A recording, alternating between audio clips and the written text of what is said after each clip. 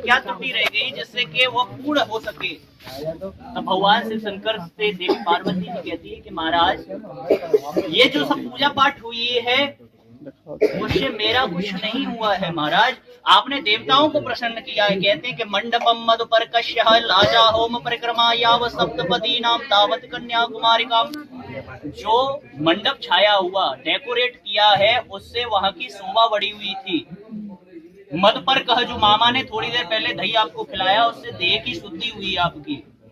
मधुपर्क से लाजा होम परिक्रमा, अभी जो हवन किया है उससे देवता लोगों को मुखार विंद से, अग्नि के मुखार विंद से आहुति प्राप्त हुई, उनको भोजन प्राप्त हुआ।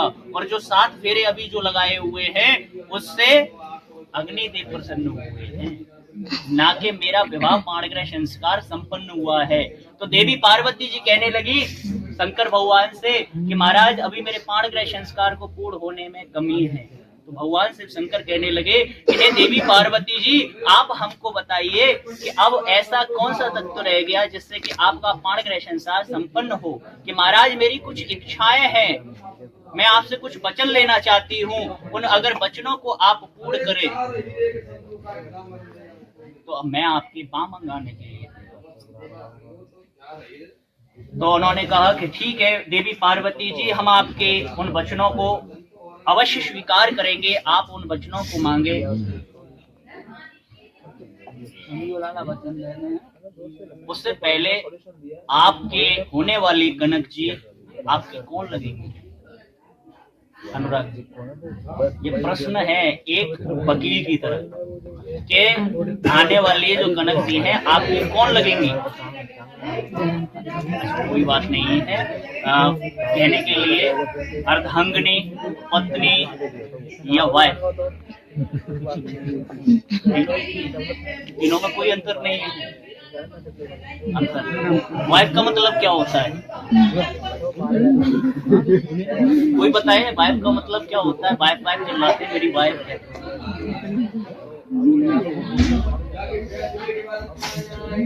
वाइफ को हिंदी में पत्नी बोल देते हैं, पर वाइफ की जो फुल फॉर्म होती है वो क्या होती है?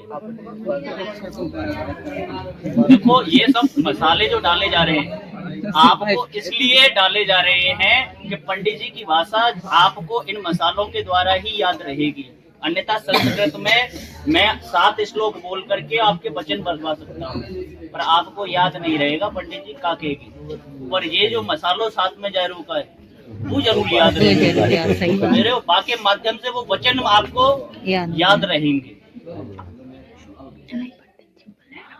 पत्नी का मतलब होता है without information quite any time, ठीक है ना? तो इसलिए वाइफ मत बनाना, अर्धांगिनी बनाओ, अपनी पत्नी बनाओ। वाइफ शब्द से यूज करोगे तो उसी दिन से कब झगड़ा हो जाए आपको कभी पता नहीं चलेगा, ठीक है ना? पश्चिमी संस्कृति को मत अपनाओ, अपनी संस्कृति को, जो भारतीय संस्कृति सनातन संस्कृति है उसको अपनाओ। विदेशी संस्कृति को अपनाओगे तो केवल और केवल आपका अहित होने के अलावा और कुछ नहीं होगा। तो कनक जी कहती हैं कि अगर बात मानो जो प्रथम हमारी तो अर्धांगिनी मैं बनूंगी तुम्हारी। हे अनुराग जी, मैं आपसे कुछ कहना चाहती हूँ प्रथम वचन के माध्यम से। अगर आप मेरी प्रथम वचन की अनुमति को प्रदान करें और उस वचन को स्वीकार करेंगे तो मैं आपके बाँ मंगाने के लिए तैयार हूँ। कह रही है कि आज बैठ करके यज्ञ मैंने आपके साथ में किया है, पर हमेशा के लिए जब तक मैं रहूं इस शरीर में तब तक आप मेरे साथ में ही बैठ करके यज्ञादि कार्य करोगे, मेरे वो अलग हटा करके यज्ञादि कार्य नहीं करोगे। क्योंकि भगवान श्री राम ने जब यज्ञ किया वनवास में थे और माता सीता जी को रावण लेकर के हरण करके लेकर के गया था, उस समय पर सोने की सीता बना करके और बैठाल करके यज्ञ कार्य हुआ था। तो बिना पत्नी के यज्ञादि कार्य करना भी अधूरा होगा। तो आज के बाद जो भी यज्ञादि कार्य करोगे तो उसमें मेरी सम्मति प्रदान करनी पड़ेगी आपको। अब आप इनसे कहिए कि मेरे को प्रथम वचन स्वीकार है, आज वोट भूल जाएंगे तो अच्छा रहेगा। द्वितीय वचन मांगने के लिए, अगर बात मानो जो दोते या हमारी, तो अर्धांगिनी में बनूंगी तुम्हारी। दानम कुर्यात मम सम्मति गृहीताम्। मालिक जी, आज के बाद दान पुण्य कार्य करोगे तो मुझसे पूछ करके करोगे। आज तक तुमने अपनी बहन, बहनोई, फूफा, बुआ सबको लुटाया, मुझे कोई प्रॉब्लम नहीं है, पर आज के बाद कोई भी दान पुण्य कार्य करोगे तो मेरी क्षमता लेनी पड़ेगी। मेरा कहने का मकसद ये नहीं है कि आप उनको दान नहीं दीजिए, आप जो देना चाहते हो मैं और चाहती हूँ कि उसमें और बढ़ा करके दे दीजिए, पर मेरी अनुमति आपको प्रदान करनी पड़ेगी, क्योंकि मैं अपने घर वालों को छोड़ करके और आप पर भरोसा करके हुए आपके साथ में जा रही हूँ, तो मैं आपके ऊपर अधिकार जमा करके जा रही हूँ, तो मेरी सम्मति प्रदान करनी पड़ेगी। कहिए, मुझे द्वितीय वचन स्वीकार है।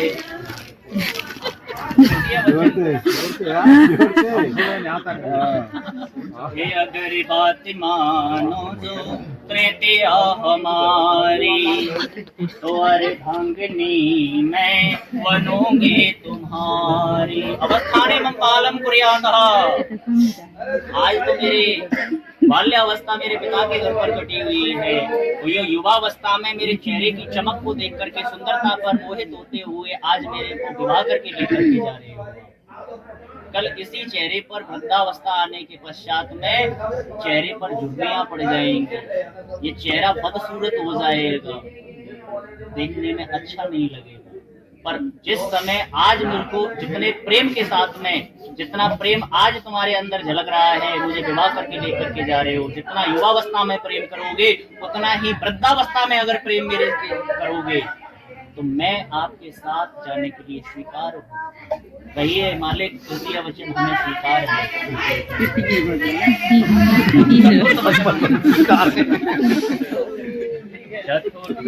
चतुर्थ वचन धनाद गोपनम मम सम्मति गृहीताम्। चतुर्थ वचन यह है कि पहले के समय में क्या हुआ करता था, डिजिटल जमाना नहीं था। चतुर्थ वचन में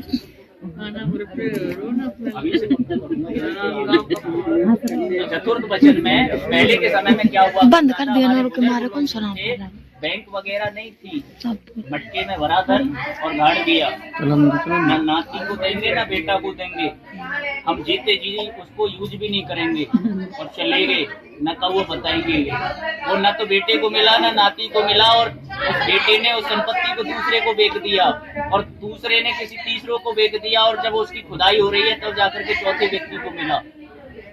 उस धन का उपयोग नहीं हो पाया। पर आजकल डिजिटल जमाना है महाराज अनुराग जी, तो कहने का उद्देश्य यह है कि जो कुछ भी धनाद गोपनम, आपका जो भी इन्वेस्टमेंट है, जितने भी अकाउंट हैं, उनकी सारी जानकारी, कहाँ कितना कमाते हो उसके बारे में सारी जानकारी आपकी धर्मपत्नी को होनी चाहिए। स्वीकार है चतुर्थी?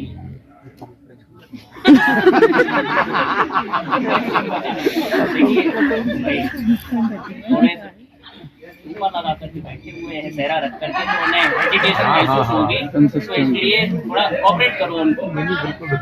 पंचम वचन प्रवाद पशु विक्रामम सम्मति गृहीताम्। आज के बाद जो भी पशु, सबसे छोटा पशु कौन होता है? चिड़िया। बकरी, बकरी होती है सबसे छोटा पशु, दूध देने वाला पशु, है ना।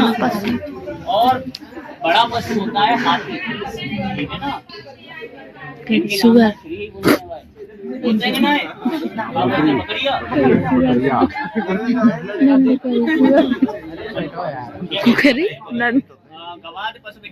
नंद करे सुअर। बकरी से लेकर के हाथी तक खरीदोगे या बेचोगे, आप इस व्यवसाय में नहीं है। साथ बचा रहे हमने तो पहली बार सुनी। खरीदोगे या बेचोगे तो उसमें सम्मति मेरे करनी पड़ेगी आपको। कहिए, मेरे को पंचम वचन स्वीकार है। षष्ठम वचनम अगर बात मानो जो षष्ठम हमारी, तो अर्धांगिनी में बनूंगी तुम्हारी। अभी बात मम सम्मति गृहीताम्। पालनम कुर्यातः, यानी कि 6 ऋतुएं होती है, उसमें मुख्य ऋतुएं 3 होती है, वर्षा, गर्मी और सर्दी। इन तीनों ऋतुओं के अनुसार आप मेरे लिए पहनने के लिए कपड़े, खाने के योग्य वस्तुएं ला करके दोगे तो मैं आपके संग जाने के लिए तैयार हूँ। अनुराग जी, ऐसा मत करना कि सर्दी में ला करके और ठंडा कोको कोला ला करके दे, तो उससे प्रॉब्लम हो जाएगी। ऋतु के अनुसार ही ला करके दे।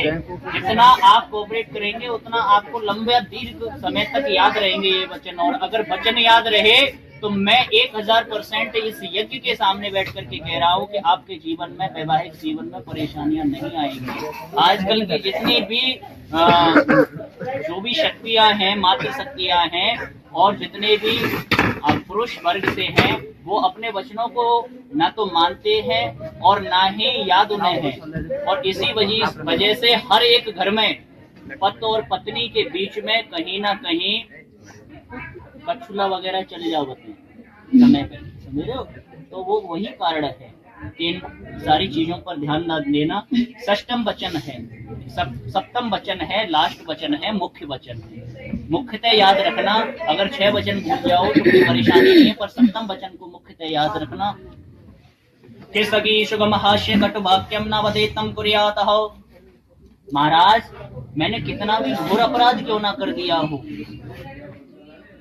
मैं अगर संग की सहेलियों में बैठी हुई हूँ तो आप मुझे प्रताड़ित नहीं करोगे, कठोर शब्दों से उच्चारण नहीं करोगे। मैंने कितना भी घोर अपराध क्यों ना कर दिया हो,